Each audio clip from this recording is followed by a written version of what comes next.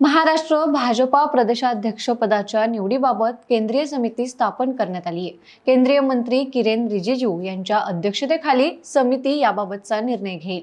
येत्या मंगळवारपर्यंत विद्यमान कार्याध्यक्ष रवींद्र चव्हाण यांची प्रदेशाध्यक्षपदी अधिकृत घोषणा होईल असं बोललं जातंय।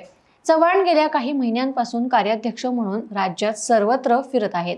प्रदेशाध्यक्ष पदाचा मार्ग मोकळा झालाय, पण मुंबई भाजपा अध्यक्षपदाच्या निवडीबाबत अद्याप कोणतीही हालचाल होत नसल्यानं या पदांसाठी इच्छुक असलेल्या नेत्यांपुढे प्रश्नचिन्ह उपस्थित झालेत।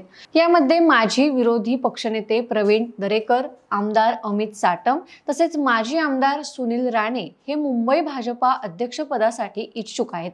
या तिन्ही नेत्यांनी पदाची माळ आपल्या गळ्यात पडावी यासाठी लॉबिंग देखील सुरू केलंय। एका बाजूला महाराष्ट्र भाजपा प्रदेशाध्यक्ष पदाची निवड होण्याबाबतच्या हालचाली जोरदार सुरू झाल्या असून मुंबई भाजपा अध्यक्षपदाच्या निवडीबाबत मात्र अद्यापही शांतता आहे। त्यामुळे दरेकर, साटम आणि राणे या नेत्यांच्या इच्छुकांच्या कार्यकर्त्यांमध्ये शांतता पसरली आहे।